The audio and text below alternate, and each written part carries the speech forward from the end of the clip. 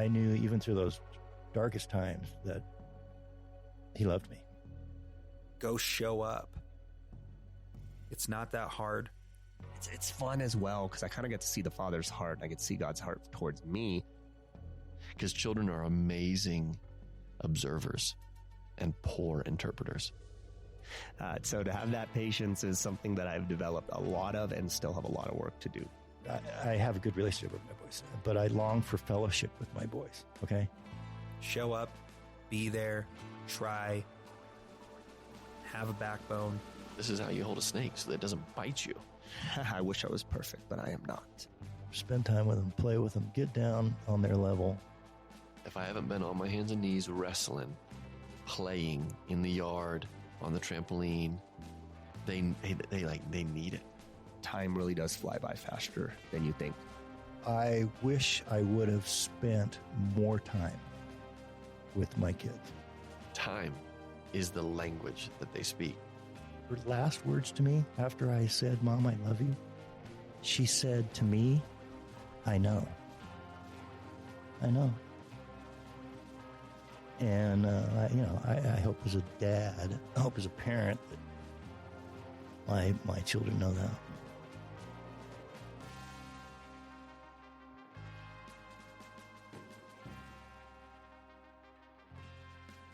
Welcome to the first Mick Pat Show limited series, Fatherhood of Origin. This is the first episode of this limited series, and we cannot be more excited to be bringing this to you all. If you're a kin out there, you know we have been wanting to do a limited series for a while now, and Fatherhood of Origin is definitely the one we've been the most hyped about just because we feel, I think, the most passionate about it with our backgrounds and our life experiences. And we have a plethora of, I think, unique people who come and speak about being a father. So with that, this limited series is probably going to be, as of right now, I think we've brainstormed it out to about 7 episodes.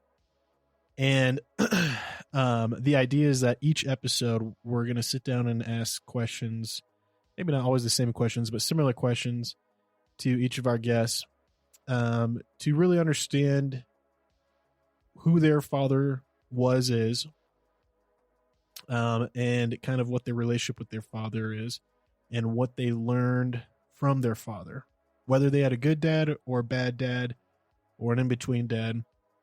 We want to know how that impacted them and now how that is impacting them being fathers.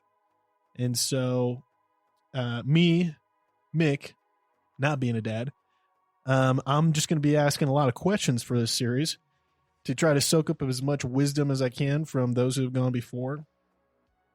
Pat, you'll be asking questions as well with our other guests, but our first guest for this, the first episode, is Pat.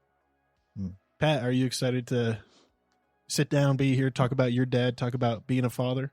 I am, yeah, and I think that, that what I've seen around issues, hard things that our society is going through, lots of it roots back to either weak fathers, emotionally non-present fathers, or just fathers who aren't there at all in their kids' lives. And so I think that having a father in the household, having a strong father figure, really it affects how we grow up, who we become, and the outcome and trajectory of our life in many ways is shaped by our dads or by the lack thereof. And people can overcome the odds, or people can go through different experiences and come out in different ways. But I wanted to share a couple of the kind of some stats on what fatherlessness looks like for children. And so these are some stats online from some various sources. But the first thing is poverty. Children in father-absent homes are almost 4 times more likely to be poor And the says children living in a female-headed family with no spouse present had a poverty rate of 47%, which is over 4 times the rate of married couple families. And anytime we're talking about single mothers and the single mother families who, and with also kind of a negative stat following that, that's not to say anything about these moms and single moms who are raising kids. The issue really lies in the lack of presence of a father in that situation. And there are people, there are moms out there who are incredible, working a couple jobs, changing diapers, making meals, making it happen. And that's, so that's, it's really an issue of men, and a leadership vacuum in those families. Next issue that lots of people struggle with, is drug and alcohol abuse.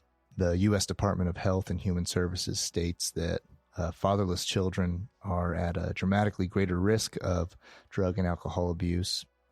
And there's significantly more drug use among children who do not live with their mother and their father. Next on the list is physical and emotional health. This says a study of children ages 3 and older living with a residential father or father figure found that children living with married biological parents had significantly fewer externalized and internalized behavioral problems than children living with at least one non-biological parent. And children of single-parent homes are more than twice as likely to commit suicide. Next area that's impacted is their educational achievement. Children in grades 7 through 12 who have lived with at least one biological parent, youth that have experienced divorce, separation, or non-union birth reported a lower grade point average than those who have always lived with both biological parents. It mentions fatherhood involvement in schools is associated with the higher likelihood of a student getting a better GPA. And 71% of high school dropouts are fatherless. Next on the list is crime. Adolescents living in intact families are less likely to engage in delinquency than their peers living in non-intact families. That's, I think, something too, if you just take a stat of who's in prisons, one, it's males, overwhelmingly males, and overwhelmingly people who come from broken home, fatherless situations, or abusive fathers. Oh yeah. The next on the list is sexual activity in teen pregnancy. This is a study of 11 males and females aged 11 to 18 years, and investigated that the correlation between father absence and self-reported sexual activity. The results revealed that adolescents in father-absent homes were more likely to report being sexually active compared to adolescents living with their fathers. And being raised by a single mother raises the risk of teen pregnancy than families that have both biological parents. Yeah, so those are that's the flyover of, just the heavy hitting stats on what that looks like to have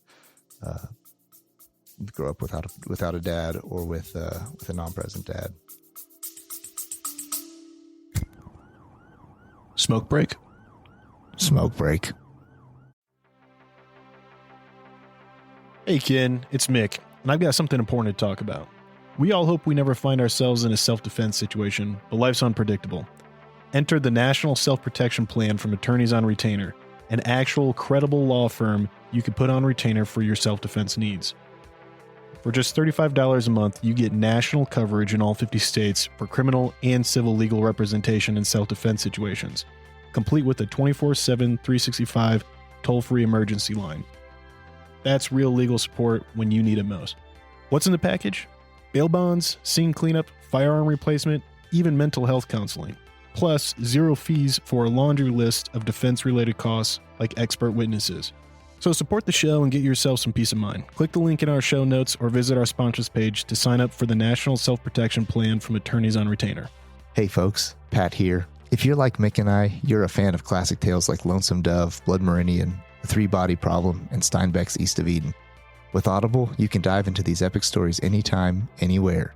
Sign up for a free month, and your first audiobook is on the house. To start your free trial and support our show, click the link in the show notes or swing by the sponsors page on our website. Want an awesome website for your podcast? Check out Podpage. We use it for the Mick Pat show, and it's a game changer. Set it up in minutes, no coding needed. Support the show by using our link to get started. Your podcast deserves a home as great as ours. Podpage, the one-stop solution.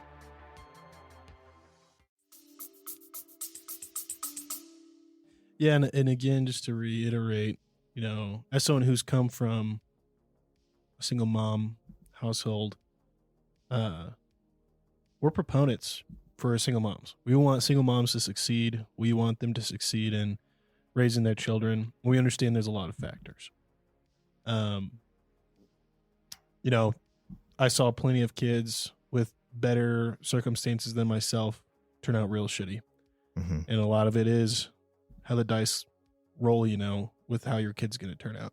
Mm-hmm. That said, there is a clear scientific, observable effect that a father present in the home has on the, not just the health and development of a child, but in the likelihood of a healthy, mature, independent, and good person the child will become, right? Mm-hmm. We can see a clear, observable difference between people without dads and the likelihood they do evil, the likelihood they become bad people, and the likelihood that people with dads, even if the dad wasn't a great dad, but if there's a father in the home to offer that kind of structure and things like that,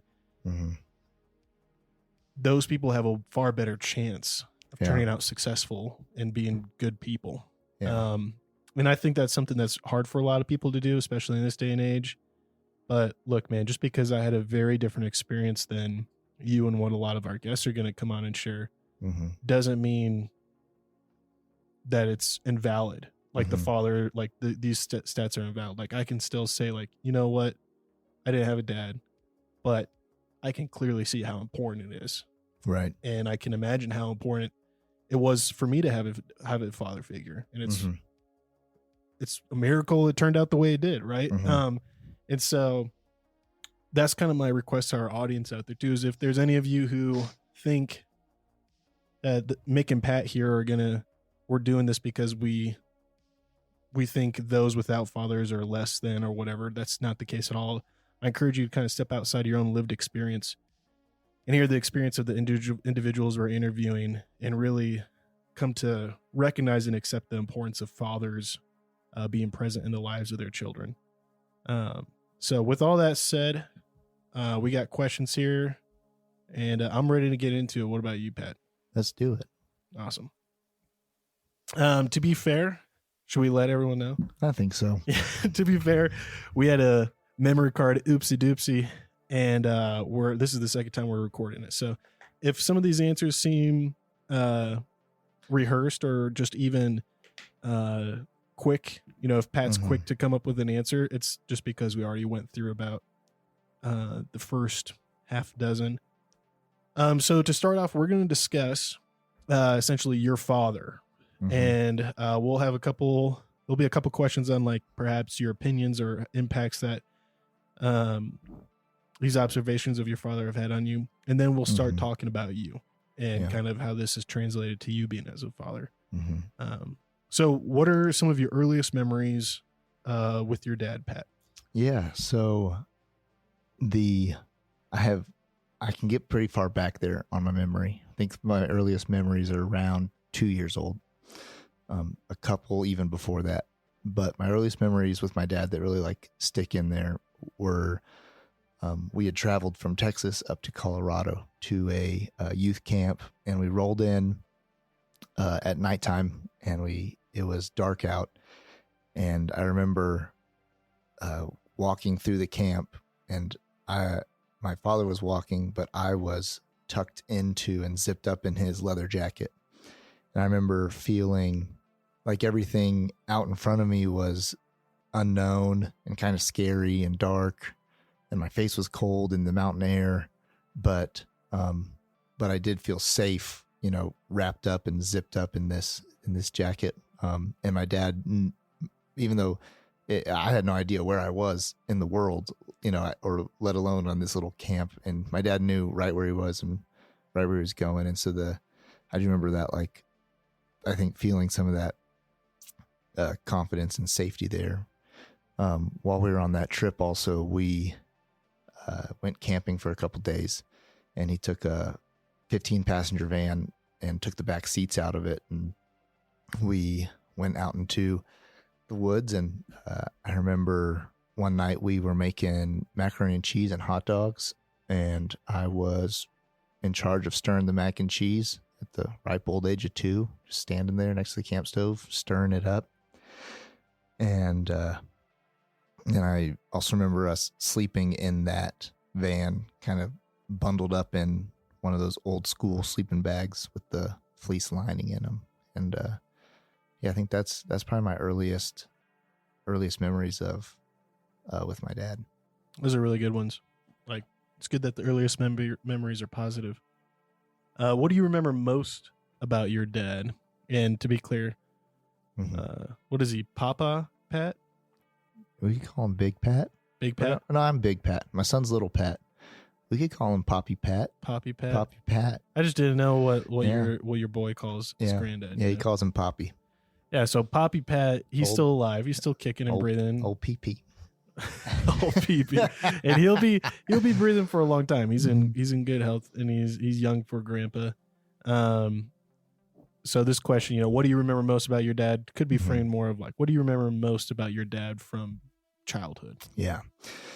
So yeah, my dad was a youth minister. He worked for Young Life, and growing up, I remember spending lots of time sitting on the floor with other high school. I was a small child between the ages of 2 and 6, but sitting on the floor with high school kids sitting on the floor around me, and him up front, playing guitar, singing songs, doing funny skits, and then also like standing up speaking and sharing the gospel.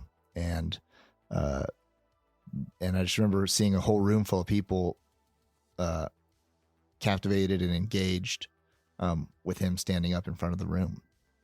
And so I think that's that's kind of, not only is that like memories I remember about him objectively, but it's also kind of where my understanding started to form of who he was and who he represented to me, of kind of this, upfront leader who people look to, people listen to, who people wanted to be around. Yeah, and I'll ask this now before I forget it. I don't want to forget to ask this later on. So that's like your, what you remember most about your dad as a child, which I think is pretty sweet. Again, you're blessed with having good memories of your parents as a kid growing up, right? Or being what it's most prominent. When do you feel like that image of your dad started to be like started to fade in the background? Because that's kind of like, I feel like it sounds like, like the superhero image idea we have of our parents whenever we're young, and we haven't met a lot of other parents or adults. So our parents are they're everything. They're our heroes. They can do no wrong. Yeah. And then, when did that start to fade away? Not necessarily like you realized your dad was flawed, but, just when that stopped being the most prominent thing you saw when you looked at your dad. Yeah.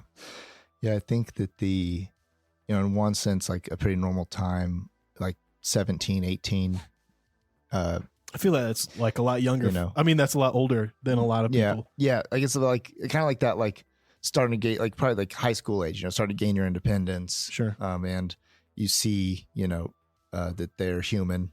That sort of thing happened for me with my father. But really, like, still to this day, I do still see him as that person up front who can engage people and who people want to listen to and who influences people, who he's around. And so for me, that actually has been a more internalized, and the glass breaking on that's actually been more towards myself, because as children, I think we see our parents and we like think that and aspire to become like them someday and fill their shoes someday. And so there's been like insecurities around, can I be like that? Can I stand up in the front? And do people want to listen to what I have to say? Do people care about what I have to say? Are the things I say something that's going to change people's minds or engage them in a way that makes them come more to life? And so insecurities around not being able to do that have like probably come from that, in some instances as well. Yeah, I get you. Another just kind of good to get to know question here. How did your mom and dad meet, and are they still married? Yeah, they're still together. They've been married for 33 years now, and they met in college. My dad, a couple weeks before he graduated, decided to change his major, and so he ended up sticking around college for another couple years or whatever. And in that time, he met my mom, so ended up being a pretty good thing for me. That's awesome. And what do you wish you had asked your dad, but have yet to do so? And again, Papa PP is still alive. Yep. So there's plenty of time to ask him. And as you said, he's an avid listener to the show. So anything you say now, he's going to hear and want it. He's going to talk to you about it. So I guess a better way to frame this is not only like perhaps maybe things that you want to ask him and haven't yet to do so, but maybe more so things that you wish you would have asked sooner, that you could have learned sooner, or things that in the moment you were making a mistake or messing up and you're like, oh gosh, I wish I would have asked my dad so I would have known how to do this right the first time. Yeah. I think that one thing that comes to mind around that is asking him if he feels like while he had children in the home, if he maybe squandered some of that time. That's not even a good word for it, but like if he felt like he was always trying to move towards a certain place in life, and in that, while trying to get there, found himself, with an empty house as far as kids go. And to explain that a little more would be like, for me, I see my kids growing up already really fast before my eyes, and I have aspirations and places that I want to see my family, where I want to put them in a bigger house. I want to have a little bit of land with a dog and a pony and a 4-wheeler, and take family vacations and be able to afford to do these things, provide for my family in these ways. And I feel like I've been doing that the last, handful of years, and haven't really gotten that much closer to it. But all the while my kids are growing up. And so it's like trying to hold the sands of time in your hand, and it's slipping through. And so to ask him if he feels any regret or anything that he wishes like that he did differently while he had kids in the house still, so that I can learn from that and benefit from that. So, yeah. Gotcha. No, those are good answers. Alrighty. Tough question. Probably the first actual tough question. What do you wish your father would have done differently? And this can sound more charged than it really is, but you know, in reflecting over your parents and acknowledging they are not infinitely powerful beings who can do everything right, Mm-hmm. but that they are actually, you know, fallible. Mm-hmm. Is there anything that you look back on that you're just like, yeah, it's not, I don't blame my dad for that, maybe, Yeah. you know, and some of our guests might, which is understandable. Mm-hmm. But something that you can look back and see, like with your father, you know, I don't necessarily blame him or hold him accountable, but I do wish he would have done more of this Mhm. or less of that. Yeah. And this answer might sound kind of weird in some ways, but like, I wish, looking back on parts of my life, I like wish that I had kind of had like less fun. And then, yeah, so like to say that in a certain way would be like, and ultimately I'm responsible even as a kid for my own discipline and my own like achievements and where I head. To a point. You know, I mean, yeah. Yeah. And little so, Pat's probably not that responsible for his own discipline right now. Right. Yeah. Right. Especially through those like middle school, high school years when, you know, it's on you to develop. But I think that,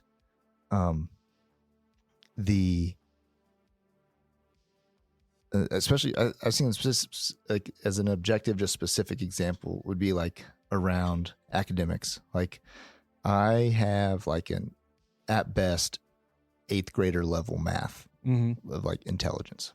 Other areas of my life, I have a little higher than that, you know, luckily not much, but, I was not a good student, and I look back on some of that stuff, and I do think my parents, they did try, like they engaged me with like, they gave negative consequences for like my academic outcomes, as well as positive, like enforcement to like encourage me to do better in school and stuff like that. But I wonder if like the way I'm geared and designed, if like maybe certain school environments weren't the right place for me to learn in, or if, you know, if I could have, you know, excelled more in academics, if I'd been kind of focused into a more specific place. And I guess like, you know, and my parents did try. I got grounded a lot for certain things, or, you know, things taken away, whatever. And like, but I wonder if like some of those environments I was in weren't the best way for me to learn. And so that's one thing I want to take forward into like with my own kids. Cause I see little Pat, and I think he might be a lot like me. And, you know, a little bit, maybe like, I guess I'm not diagnosed, but like that ADD, like needs to move around. It learns not by necessarily sitting with his like hands folded in his lap at a desk, like that sort of thing. And so the, one thing I do want to like try to like engage my kids on how they learn best. And so I think that's like one just like objective area where I wonder, and I wonder what that'd be something to ask him, you know, like looking back would be like, you know, now he might say a bunch of different things. But one of the things he might say is like, you know, yeah, I didn't know that there was other options, or that there was like, you know, alternative learning, and maybe there just weren't that many options. He might also be like, we tried everything we could, you know, we tried everything we knew how to do as young parents with you, you know, and you refused to listen to our rebuking, and to our punishments, and to our encouragements, and to our help. And, you know, and so who knows where that actually falls, but that's something that I want to be intentional with, like with my children's like education in there. Yeah, I get it. Alrighty. Next hard question. What was the hardest thing you have seen your father do? And what was the hardest thing that you've seen your father go through? So two different things. And my examples is, you know, the hardest thing you saw your father do was, you know, and these examples are just examples, right? But fight 3 guys in an alleyway, fight 3 ninjas in an alleyway. And then go through is stage 5 pancreatic cancer. Right. Yeah. So I think that the one thing I love about my dad is I think he has a strong sense of justice. And so when people aren't acting the way they're supposed to be or being disrespectful or, he's not someone who just stands by or just sits on the bench and watches it happen or just looks down and puts his hand up and kind of walks away. He chooses to, lots of times engage it, call it out, not take people's, BS, and to not shy away from a fight, in whatever form that might be, and so he's got like a fire inside of him that I appreciate, and that sense of justice. Yeah, seeing him, watching him as a kid, just not letting people get away with mistreatment of others or bullies. And like my dad hates bullies. It's like if he feels like someone's a bully, it's going to be a problem for him. And some of the hardest things I've watched him go through. Wait, before we do that, did you ever? Is there an example of like where you saw your dad standing up, doing something like standing up to someone that was like a pretty uncomfortable, pretty difficult, like most other men might not have stood up? Yeah, I'm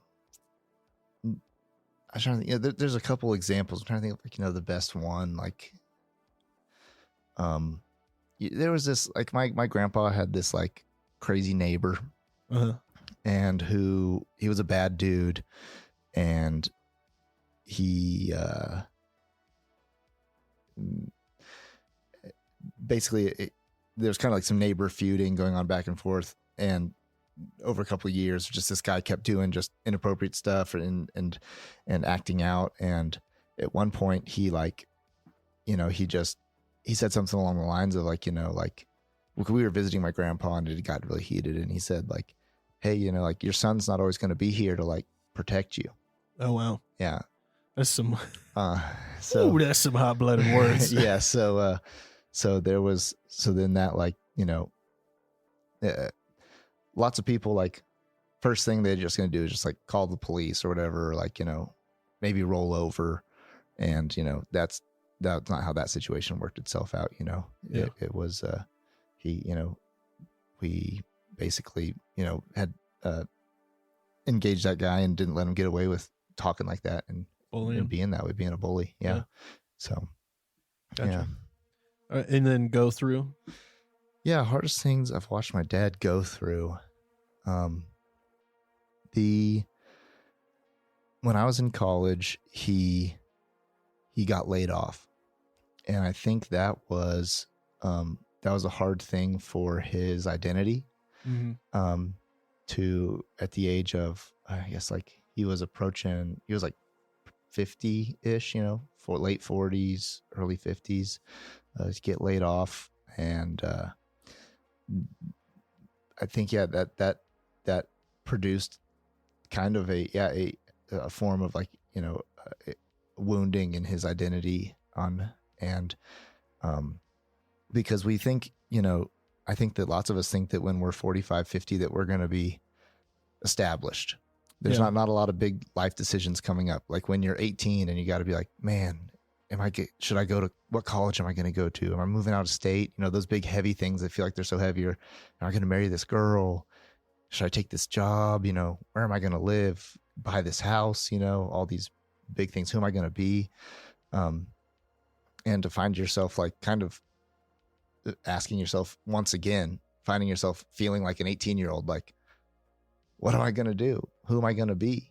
Who am I? Those sorts of things. Like, watching him, walk through that, I think taught me a lot about, one, just realizing that, it can happen anybody at any time in life, and so I think that's something that's pretty hard to watch him walk through. And another thing that was, difficult to watch my dad go through was, when my grandfather passed away, watching him lose his dad was difficult to watch him go through. And, so we, to kind of set this up, my dad loved his dad, and was loyal to his dad. And, the grandpa I had wasn't necessarily the dad he had. I had a grandpa who was, buying you birthday presents, playing card games with you, telling you stories. And I think that's pretty common for a lot of people. You have the guy who's in his 80s or whatever isn't the same guy who was in his mid 30s, a little fiery lion, And so my dad walked through a lot of life with my grandfather around, with divorce, losing businesses, with deep depression around those things, with kind of before my grandfather became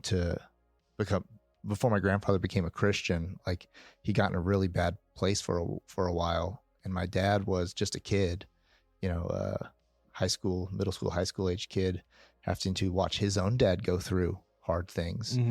And he stood by him and really became and saw himself as and was the kind of caretaker, like he was the person who he felt a strong responsibility to take care of his own father and to be there for his own father. And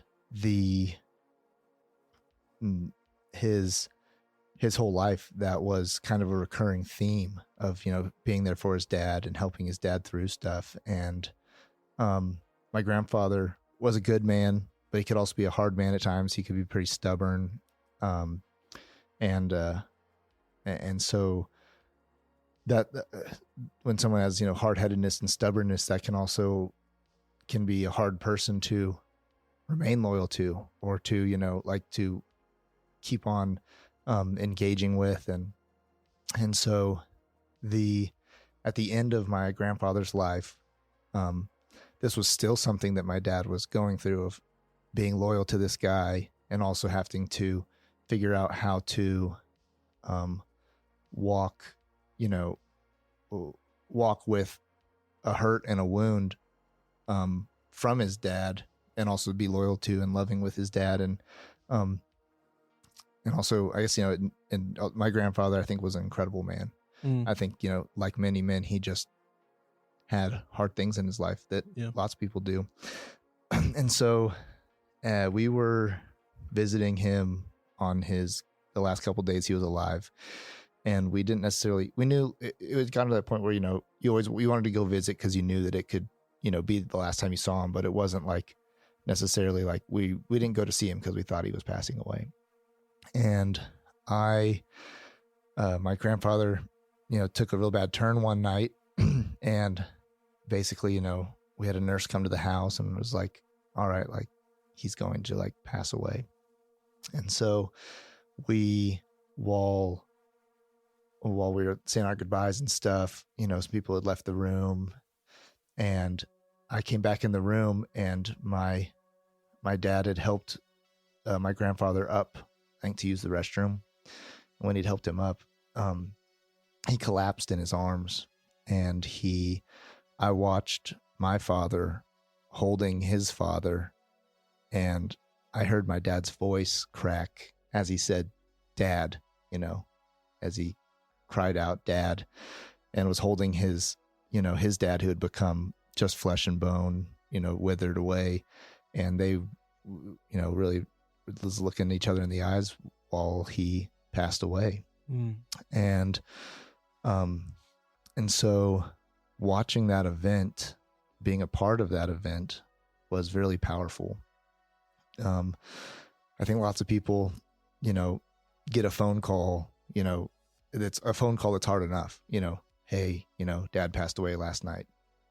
But this was very visceral and intense, and some aspects of it were, the timing was spiritual. It was, it was just a very intense late night with tons of emotions, and to watch my dad hold his own dad while he passed away. It was hard on me, but it was also mostly hard to watch my dad lose his dad. And so that was something that was hard to watch him go through. So. And what kind of impact has that had on you? I mean, I know in a movie, that would be a very romanticized scene of getting to hold this person who brought you into this world as they depart.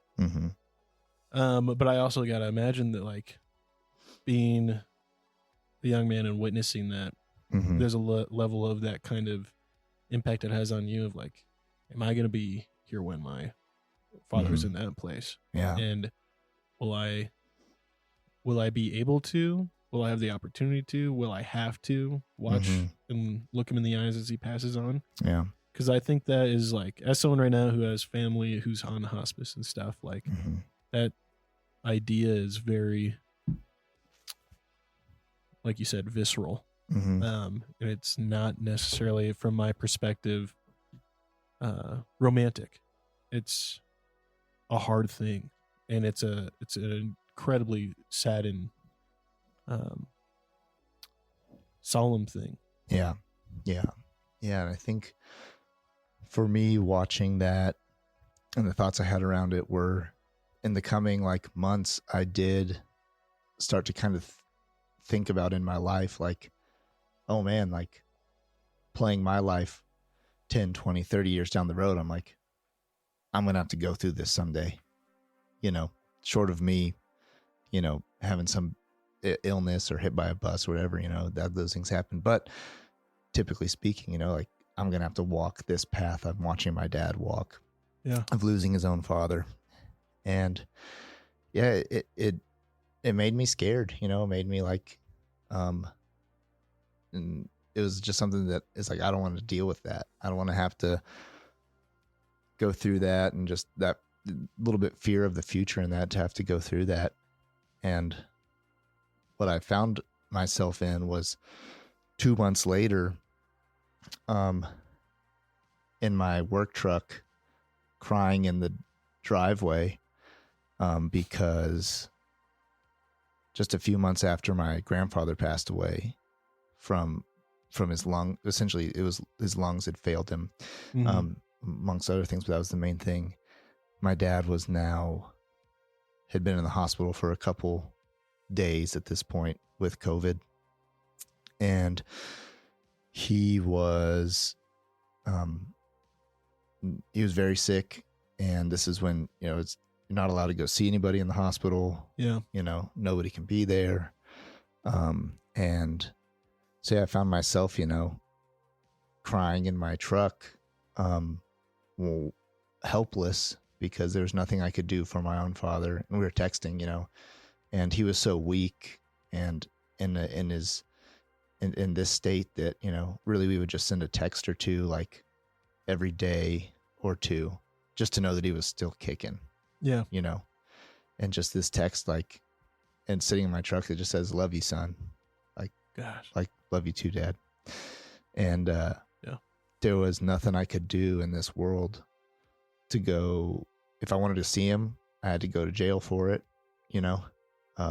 If I wanted to save him, I couldn't, because there's no remedy for this sickness at the time. And, so, I found myself, in this situation that I thought I was going to have to go through in like 10, 20, 30 years down the road. And I was only 60 days later, going through that. And from, that was, he recovered, got out of the hospital. I consider it a miracle.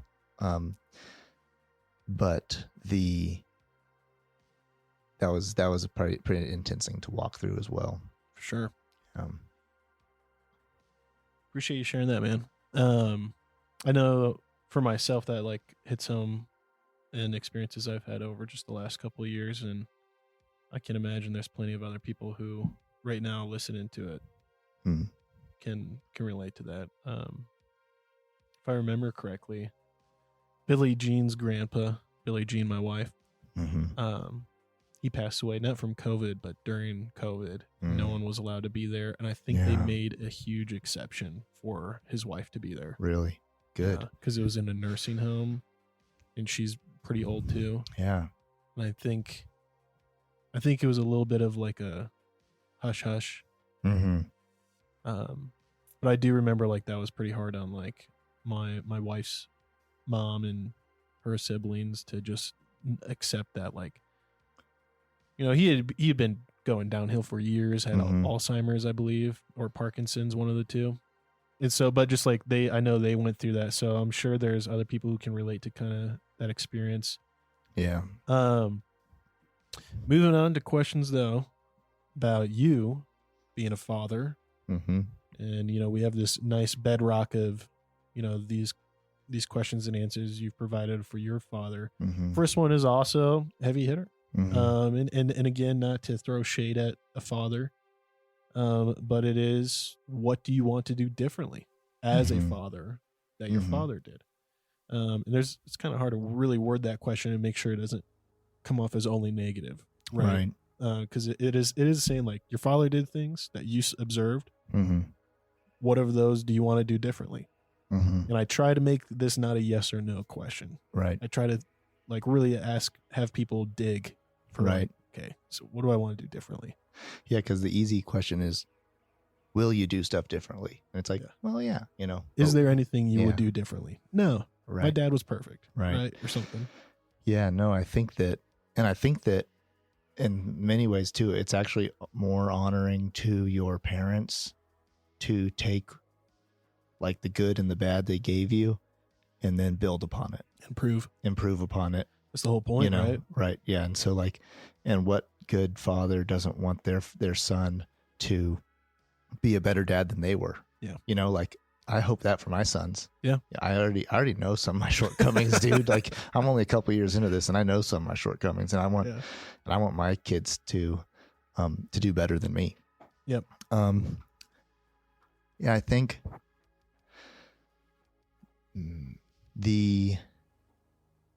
for my dad, for him, and this is common for a lot of men, when there's fear and or lack of control, that manifests itself in anger. And, you know, to have, you know, so I think that I've seen myself do this as well, you know, to have, when you're like, simple, tiny little example is like your kid, you know, steps out in the road. Yeah. And when a car's coming. But like you were kind of not watching him perfectly, like, you know, necessarily. And like your heart stops, skips a beat. That truck misses him, fortunately, by the grace of God. And you just go to your kid and you are like, just screaming, just yelling at them, you know, picking them up, just because they're only like 20 pounds. Yeah, just piss and vinegar, like, you know, because that raw, primal man emotion that just like, I mean, you just had I don't know actually what it is, but 1 billion neurons just fired, you know, in your chemicals just dumped through your entire body. The same ones that when we have to fight a war or defend or do anything, it just fills you up. And now the only thing that now it's like, you know, the missiles just like trained on like the next like life form, you know? Yeah. And it's like target acquired, you know, and it's just hailstorm. And, you know, and so I've seen myself do it. And yeah, I think that fear, you know, it's like kind of like Yoda, you know, it's like, you know, fear, leads to anger. Anger leads to hate. You know, but darkness. Yeah, but that fear, man, that manifests itself in anger. I want to be able to have more control over myself than I do.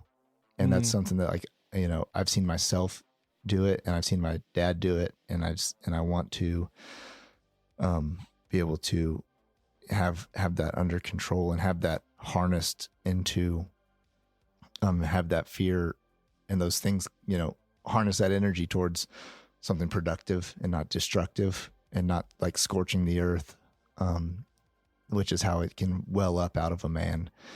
And now at the same time, I've seen myself struggle with that, but on the flip side, something that you might struggle with is actually passivity. Yeah. You know, like just, you know, not being able to express your emotion, just going full, you know, just repress it or put it all back. You know, that pendulum does swing. Mm-hmm. And so I can find myself in that place too. And I want to find balance in that, between that just outward pouring out, and then also that passive, being passive, and find balance in there, you know, in the proper place to use that. Yeah. I feel like I hear that a lot. And not just in reference to raising children, but just in masculinity as a whole. Yeah. Is the idea of being able to be that, you know, adrenaline fueled go time, Mm-hmm. you know, just absolute pure Mm-hmm. masculinity in a fight or flight situation. Yeah. But also being able to recognize that that's not always appropriate, and being able to temper it.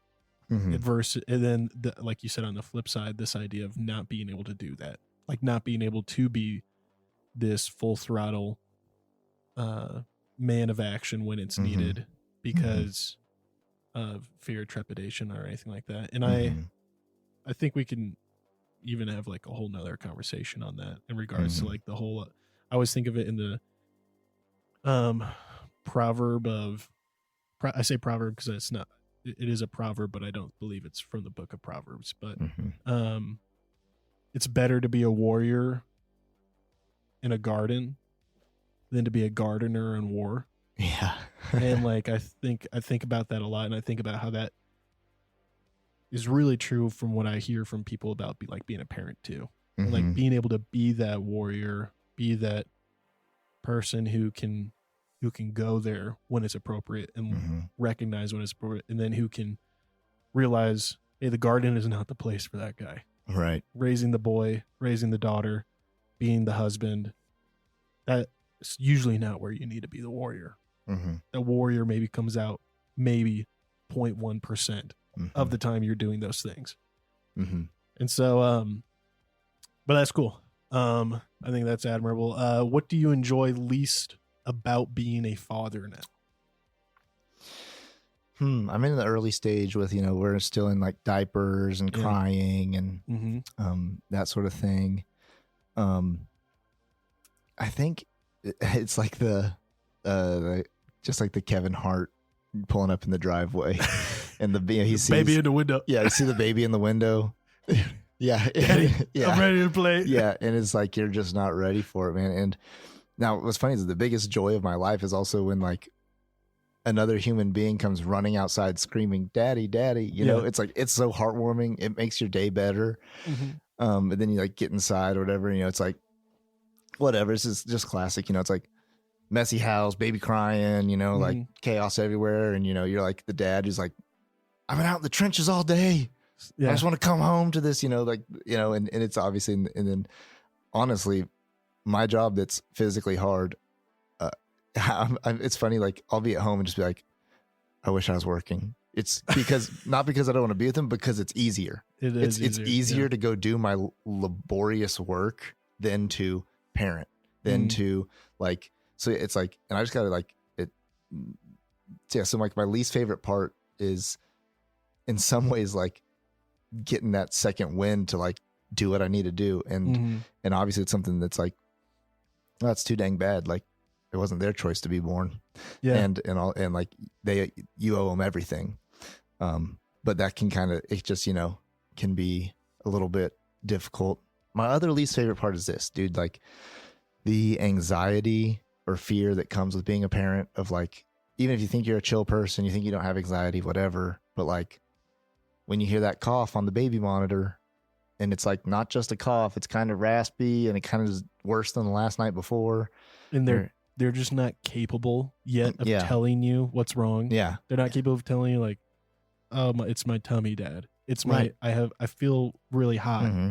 And like the guilt you feel, here's what, like as you're going to bed, like you have this thought, you're like, you hear a bump and you're like, or a cough or whatever. And you're like, I should go check their temperature, make sure they're fine, make sure they're still breathing, all this stuff. And you're also like, I'm just going to go to bed. Because it's this weird thing where at some point you're like, because you've already checked their I just check that they're still breathing. Yeah. I'm just going to go to bed. And you'll experience it because it's so funny where it's like, you're like, well, I've already checked their breathing 10 times tonight. I checked their temperature 10 times tonight.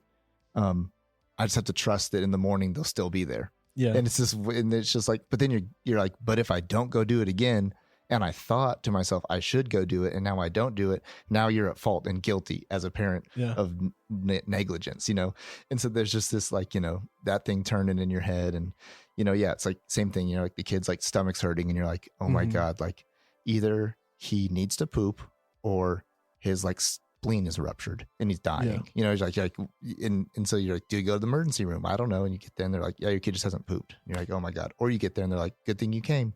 Yeah, no kidding. That's I don't like that aspect, and I think that anxiety it comes in there.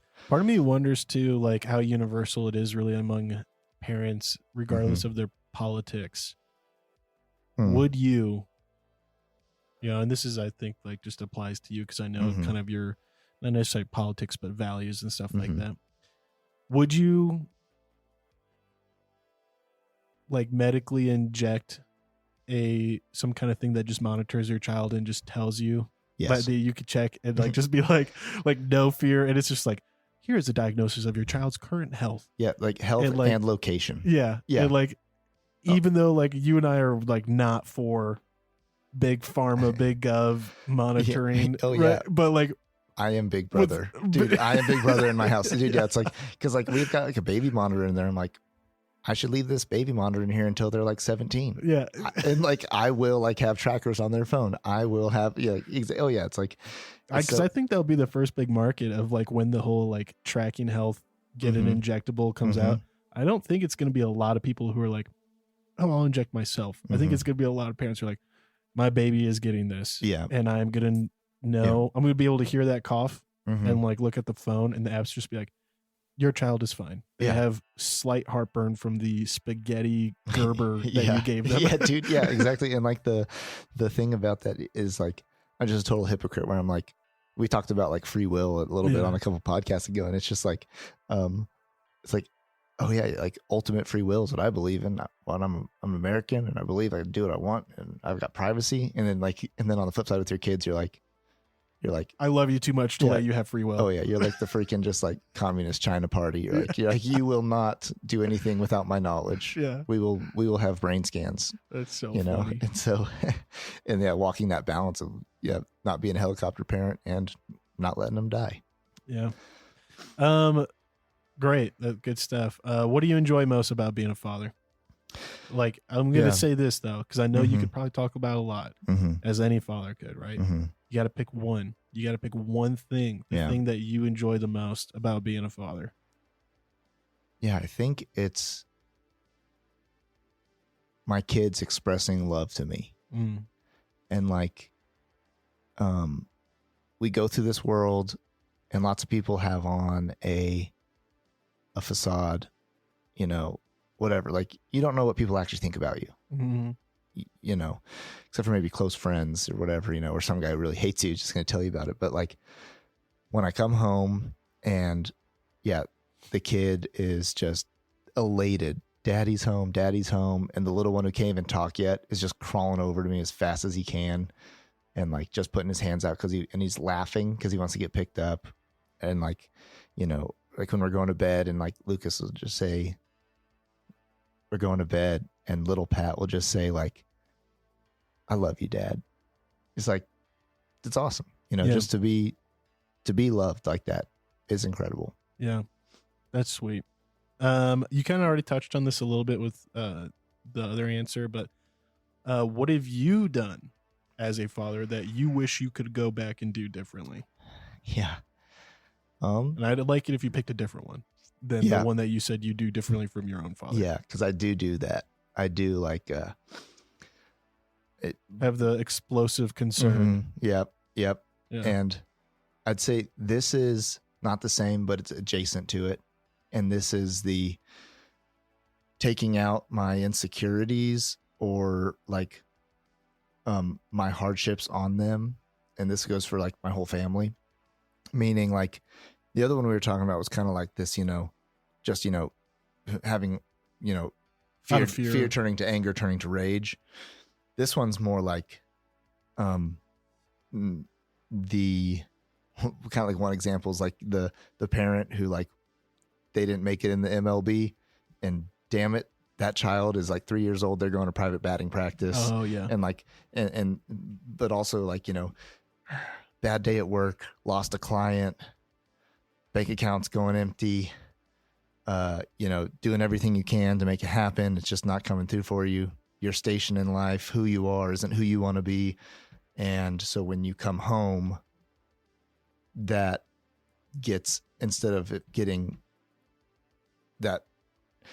those insecurities and that anger being, directed healthily out into the world, to your enemies, to your competition, to yourself to improve, it coming out on your wife and kids, know, and just that like, that I do that, I do that where it's like my insecurities and what I don't like about myself, just will, comes out onto them.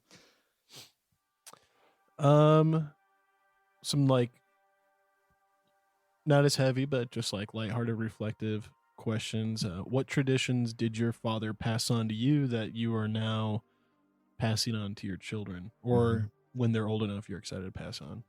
Yeah. Like the ones like it's now with like little kids, just like the camping. Yeah. The family pizza movie night, just like that sort of thing. Or even one thing that seems so simple, but lost is like dinner around the table. Yeah, I know.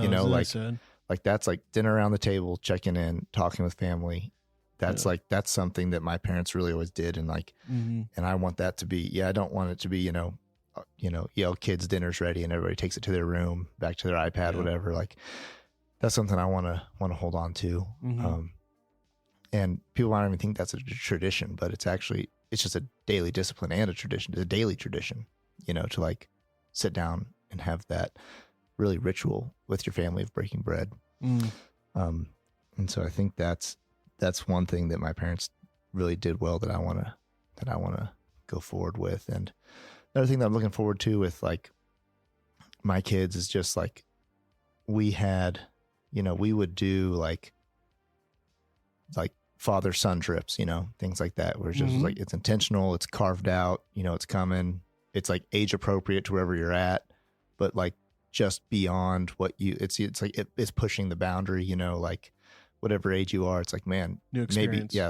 maybe next year you could do this by yourself, but right now it's like, it's just like, those new experiences. And so I'm looking forward to that stuff. What was one of the hardest moments you had being a father so far, and why was it hard? Kind of in the vein of, the hardest thing you've seen your father do or go through so far, being a father, what's been the hardest? Yeah, this will kind of relate to, I do have a little bit of a double answer and it'll relate back to some of the things I've already talked about. We're going back to like the anxiety of being a parent. Because outwardly, one of the hardest things I've been going through as a father was like about a year ago, my son had some health scares. It had to deal with his head and neurology, and didn't know what was going on with it. Didn't know if it was seizures or if it was, what was going on. And that was really hard to go through and just kind of be helpless in, that you just couldn't fix it and didn't have answers for it. It was unknown. And if his like episodes and stuff continued the way they were, like it would be like debilitating for life, and that's sort of in his development. And so that stuff was like that was hard to go through. From the outward perspective, from an inward perspective, relating back to that, like that insecurities piece, you know, it is like, you know, when you are laying in your bed at night, just like staring up at the ceiling, thinking about like, you know, how incapable you are and how much you haven't, how much work you left that day undone, and how much you're never going to get where you want to go. Or like same thing, like when you're driving in the car with your family and you're just staring off into nowhere and your wife thinks you're mad at her, but you're actually just like, you're just reflecting on yourself and how much you aren't being who you want to be or being where you want to be as a dad. And like, that's something that, like, you know, I think is hard that fathers go through. Yeah. How have you seen, you know, through your own mother and father's relationship and their relationships with you, and now you being a father, married to a wonderful woman, mother of your children, how are fathers and mothers different for children?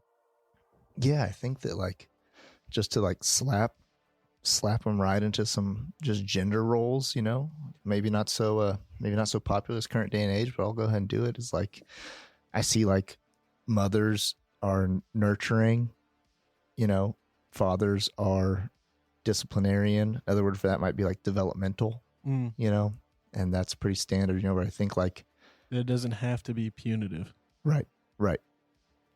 And you know, and there's some like reality to like the, like, I don't have breasts, you know, like for the first, like for to be born and to be sustained, a mother is integral, physically giving herself, giving her own calories, to that child, and of this like day in, day out, you know, nurturing, you know, whatever, making the lunch for school, like that thing, like that's this like thing that is there. And then for fathers, you have that like the developmental piece to, especially for like fathers to boys and for girls, but develop boys into men is like, that's something that a mom can do like her best to like raise a boy into a man. But generally, especially I think for like a single mother, that actually comes through like giving her son opportunities to be with men. Like, you know, it's like to have a good coach or spend time with his uncle or like that sort of thing. Like there is just like boys need to be around men and to develop into men. And I think there's like, and everything I'm saying is not an absolutist statement, but I think generally speaking, like that is like, you know, something that a mother can't always provide the complete other half of that picture. Yeah. I agree. Yeah. And,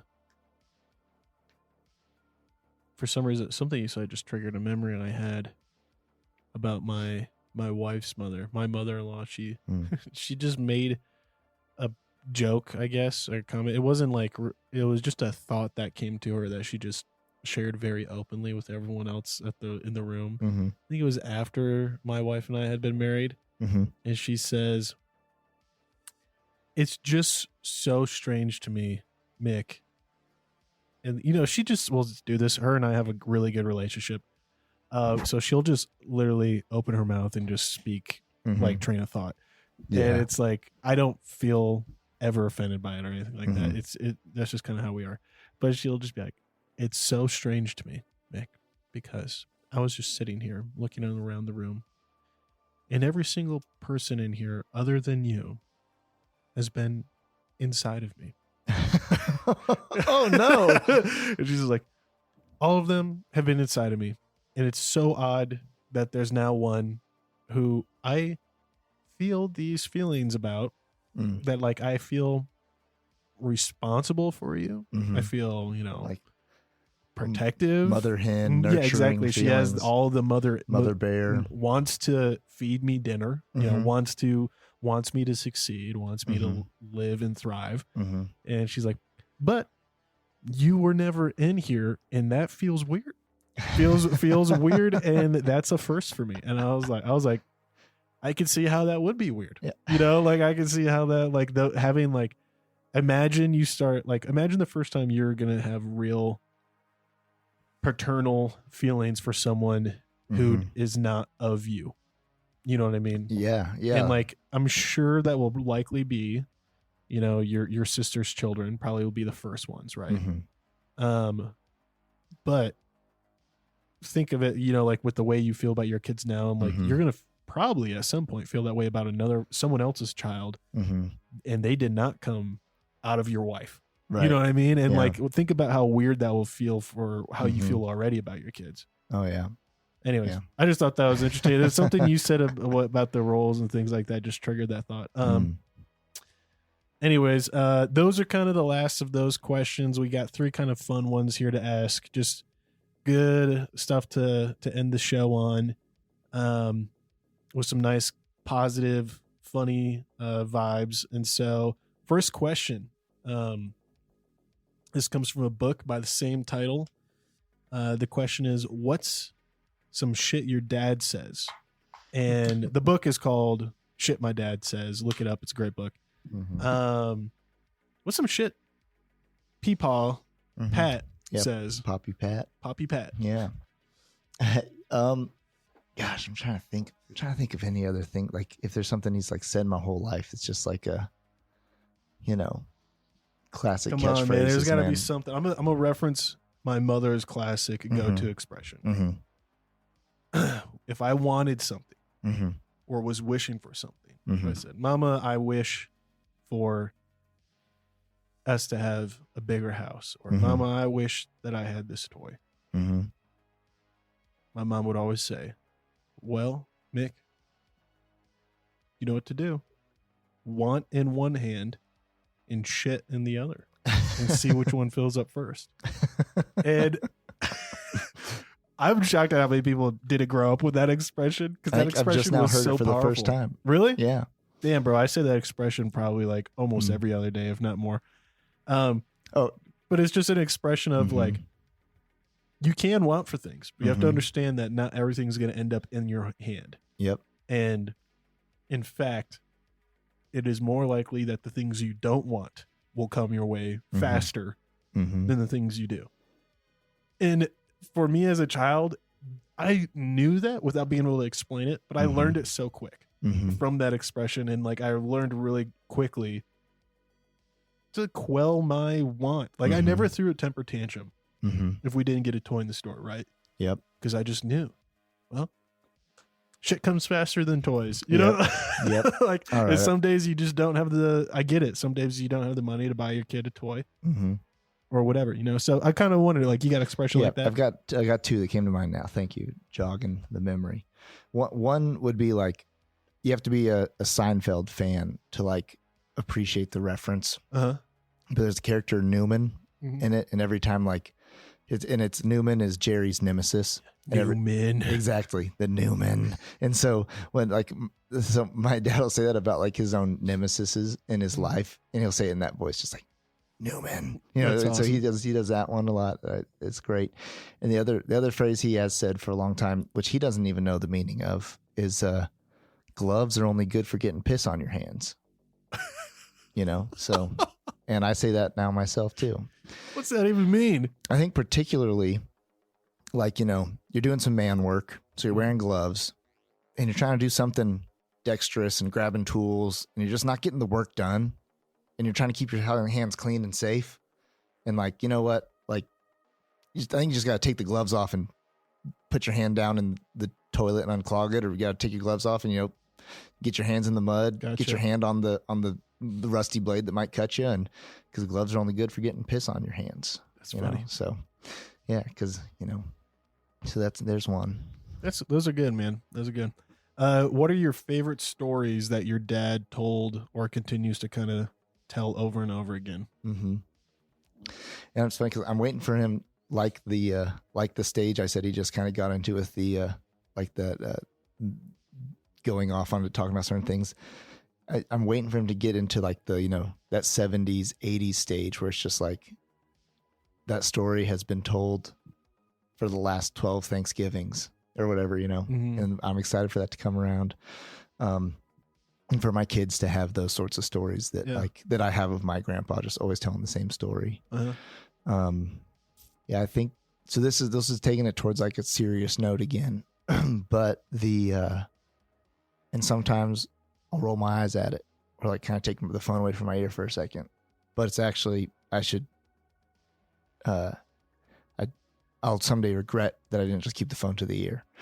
And that's like, he just, whatever situation you're going through, like whatever you're talking through, like the end of the conversation, like almost always ends up like referencing like scripture, and specifically like usually like Jesus's words. One that comes to mind a lot, just even like the example of like when Jesus talks about anxiety and cast your cares on the Lord. And so, when you're going through something hard, like he will remind you of truth. And so sometimes you're like, the conversation takes a turn where it's all, the phone kind of pulls away from the ear. It's like, oh, here we go again. Here's a sermon coming, it's for the next 10 to 15. But I do know that also, so like, I do know that someday I will like want to be able to call my dad to talk about nothing and have him just start speaking truth of ancient knowledge of scriptures and God and Christ and who he is. And so it's like, and so I remind myself of that and I listen, and so, that's that's something that he does always routinely return to. What's your parting advice for new or soon to be dads? Yeah, I think that I know lots of guys struggle with not having it all together, like before they have kids or when kids are coming, and like, are my finances in order? Are my like, is like the, I gotta have a 401k or like a Roth already set up for my kid, like, or already like college funds, and like they're talking college funds, talking all these things, talking like the schools for their kids and stuff. It's like, don't let that stuff like bring anxiety into you, and also don't let that be like a main focus of your if your kid's coming or when your kid's coming as a stressor point. Like, and yes, we should be like responsible for our children, and you have responsibility to them, and part of that is like things like money. But at the same time, this rock has been spinning for a long time, and people have been having kids, and it's the beautiful thing about kids is no matter your class, your status, like there are people who medically can't have children, but that aside, like no matter if you have a degree, if you don't, whatever you are, like it's the greatest joy in life that just can't be robbed from you, that because of your standing. And so like don't let anxiety around being ready for it or how good you're going to do, like, weigh you down in that, and just know that like you can choose for it to be the like biggest blessing and joy in your life. Awesome. Well, thanks, Pat, for being our guest for our first episode. This is great. This only gets me more pumped up and excited for our other guests. And hopefully, I kind of would be down for this thing to be, like we said, this limited series, but if it gets out there and enough people hear it and think, they have a unique experience that they want to share with the world, could do another series, do Fatherhood of Origin Part 2. Yeah. So all that said, thanks, Ken, for listening. We hope you enjoyed it. We hope that more than anything, that this series, whether you're a man or a woman, a mother or a father, whatever it is, that you can gain something out of this in regards to having questions that you've not had answers to, and you can kind of apply some of the things you hear here to those and have some resolution, as well as like nothing would make me happier than to hear someone say, hey, you know what? I'm a mom, and this made me go back and talk to my own father, or ask these questions to my own dad, or ask him to my own mother. Like, because I know, spoiler alert, we do have plans to eventually do a motherhood one. Neither of us are mothers, but Not yet. I think a mother, what? I said not yet. But we do want to do something along those lines for motherhood as well, just because we think that's just as vital. And so with that, we hope that this has been valuable to you all, and you got something to take away from it. And we hope you look forward to the next episode. But until next time.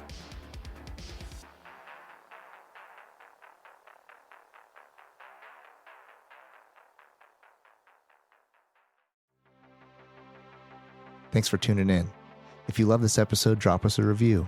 If you have qualms or comments, leave us a voicemail on our website. While you're there, check out our latest news, merch, and deals from our sponsors. Till next time, Ken.